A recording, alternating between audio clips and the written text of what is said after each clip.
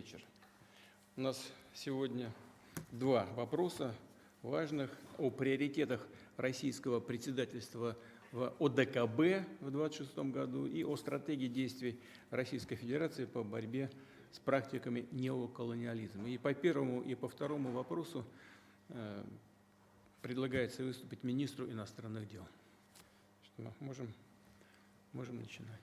Владимир Ильич, позвольте, пожалуйста. Да, пожалуйста, Валентина Ивановна.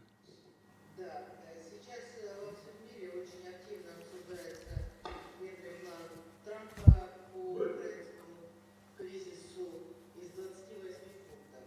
Можно вас попросить до начала рассмотрения основных вопросов повестки высказать ваше мнение, ваше отношение к этому плану и как это связано с вашими недавними переговорами с Трампом на Аляске? Да, конечно. Здесь секрета никакого нет. Мы публично это почти не обсуждали, только в самых общих чертах.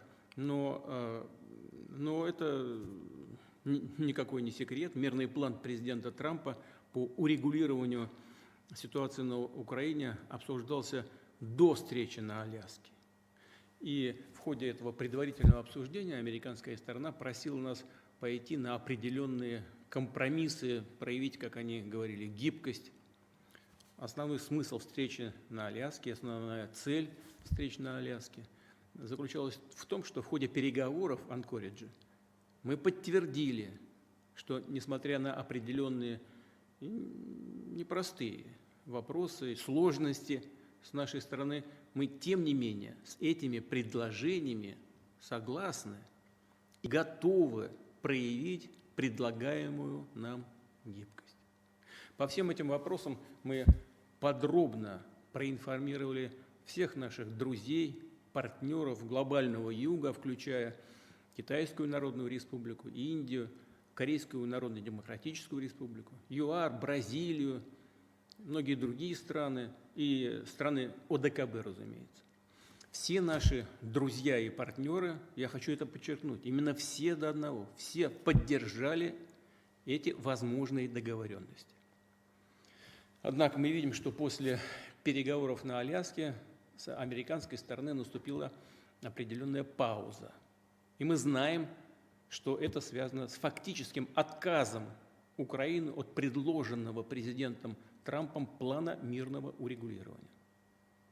Полагаю, что именно поэтому появилась и его новая редакция, по сути, модернизированного плана уже из 28 пунктов. У нас этот текст есть.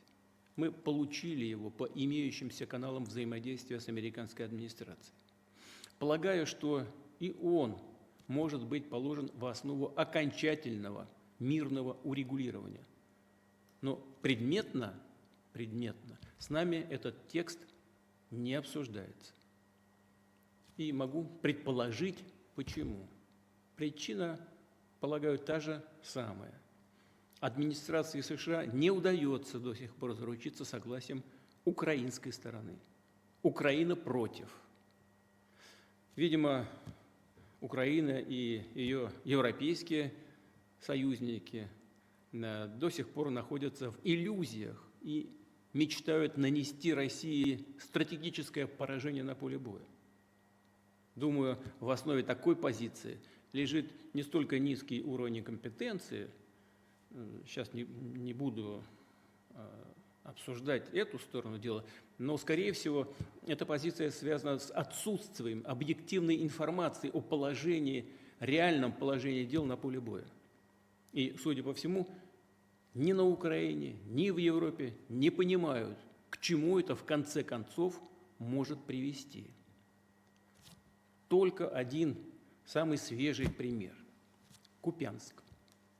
Совсем недавно, как мы помним, 4, по-моему, ноября, то есть 2 недели тому назад, в Киеве публично заявляли, что в этом городе находятся не более 60 российских военнослужащих, и в течение ближайших нескольких дней, как было сказано, этот город будет полностью деблокирован украинскими войсками.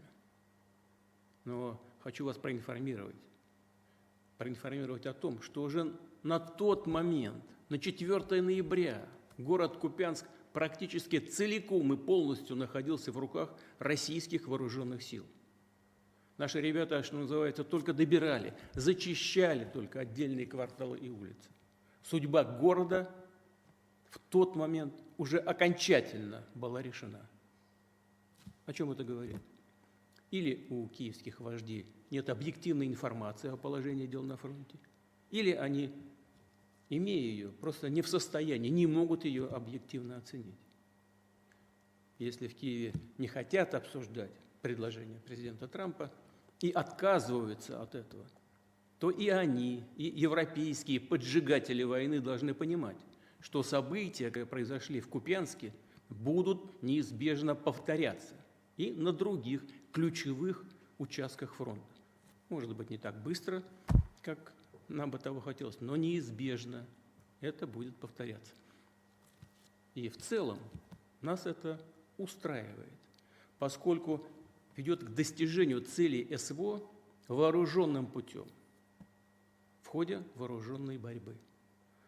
Но мы, как я многократно уже говорил ранее, готовы и к мирным переговорам, к решению проблем мирным путем.